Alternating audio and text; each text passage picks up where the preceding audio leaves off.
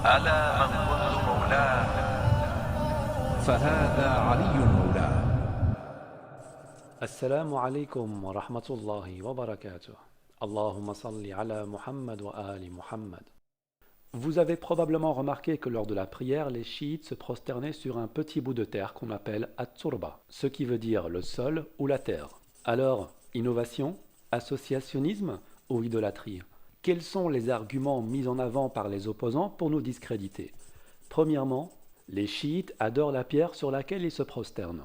Nous nous prosternons sur la turba et non pas pour la turba, pour adorer Allah. Au même titre que vous vous prosternez sur un tapis et non pas pour un tapis, pour adorer Allah. Cela fait-il de vous des adorateurs de tapis? Cet argument n'a donc pas de sens. Alors, deuxième argument, oui, mais c'est une innovation. Très bien, turba, tapis, vérifions lequel des deux est une innovation. Sahih al-Bukhari, premier volume, hadith numéro 379. Maïmouna a dit: un jour que j'avais mes menstrues, l'envoyé de Dieu sallallahu alayhi wa sallam faisait sa prière en face de moi. Parfois son vêtement me touchait au moment où il se prosternait. L'envoyé de Dieu, ajoute-t-elle, priait sur une petite natte. Alal khumra. Encore une fois, ne restez pas là devant votre écran, allez vérifier la définition de khumra. Vous vous rendrez compte qu'il s'agit d'un support totalement naturel, fait parfois en paille, parfois en branche de palmier. Exactement comme la turba qui est faite de terre et d'eau, ce qui la rend totalement naturelle. Par contre, le tapis est fait à partir de molécules qui sont synthétisées en laboratoire, ce qui le rend totalement artificiel. Sahih al-Bukhari, le même volume, un peu plus loin, au hadith numéro 337.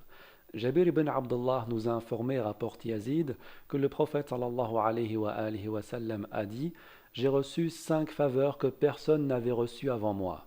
Il cite les faveurs jusqu'à arriver à: toute la terre m'a été donnée comme oratoire de prière, et la terre m'est aussi un moyen de purification. Alors ici, le hadith a été mal traduit, ce n'est pas toute la terre, mais uniquement la terre. La terre m'a été donnée comme oratoire de prière. Wa ju'ilat lil ardu masjidan. Il s'agit bien de l'ard, la terre, et non pas toute la terre.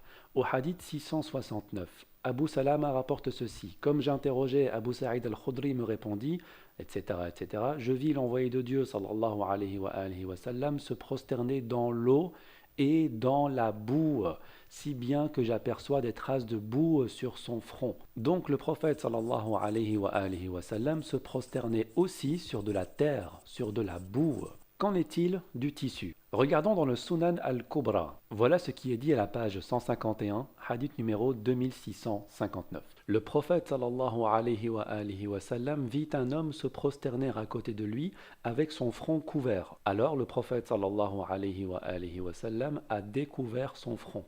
Selon une autre narration, le prophète sallallahu alayhi wa sallam a vu un homme se prosterner sur son turban. Le prophète sallallahu alayhi wa sallam lui fit alors un signe de la main pour qu'il retire son turban de son front. Il devient donc clair que se prosterner sur un tissu n'est absolument pas une pratique prophétique. Pour finir, voyons voir ce que dit Ibn Taymiyyah dans son livre Majmou' al-Fatawa, à la page numéro 163. La question qui est posée est la suivante. Il a été demandé à propos de la prosternation sur un tapis à la mosquée et sur l'accomplissement de la prière sur ce même tapis, est-ce une innovation ou pas? La réponse: à propos de la prière effectuée sur les tapis de prière, ceci n'est pas une sunna des salafs, ni des muhajirin, ni des ansar, ni même une sunna des tabi'in après eux.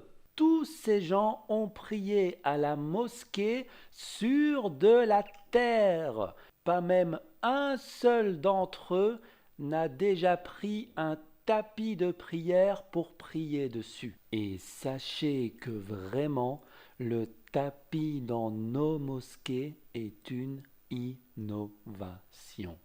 Bid'a. Il devient donc très clair que se prosterner sur de la terre est une sunna, tandis que se prosterner sur un tapis est une innovation. Faites donc attention, chères sœurs, de ne pas vous prosterner sur votre foulard. En nous prosternant sur de la terre, nous suivons donc la sunna. Et vous, quand est-ce qu'allez-vous la suivre? Assalamu alaikum wa rahmatullahi wa barakatuh. Allahumma salli ala Muhammad wa ali Muhammad.